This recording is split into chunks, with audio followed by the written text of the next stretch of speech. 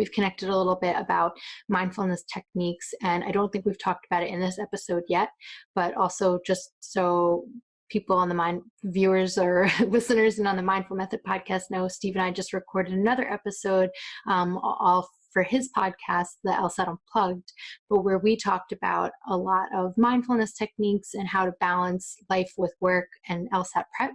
So what's your big, what's like either your routine or what's your favorite things to do or your takeaways or what you tell students to do in order to find balance between LSAT prep and just working nonstop? And yeah, sure. So the study schedules I created, I mentioned earlier, they go into this a bit.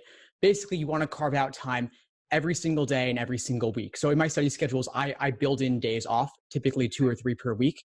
And then within a particular day, you want to carve out the time for studying, but also carve out time for other things. So let's say somebody is able to study full time, where they're not working, they're not in school, they're in a very fortunate position, of course, to be able to study full time.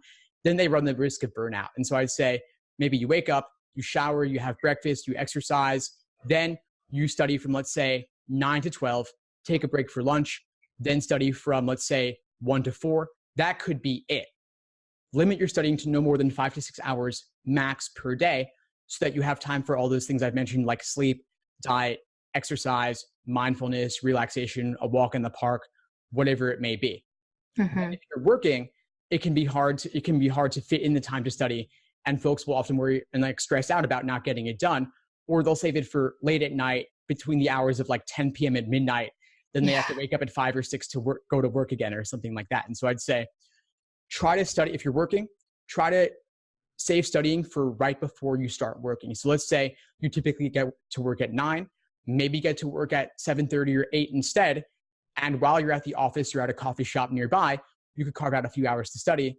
And then after work, same thing, carve out a few hours before you go home. That way you've knocked it out, you're done.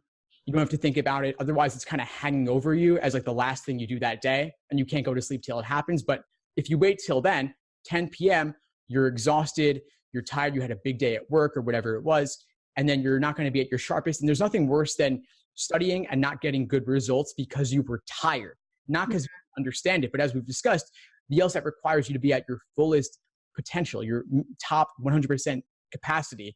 If you're even just a little bit off, if you're tired or distracted, your performance will suffer, and it's not even your fault.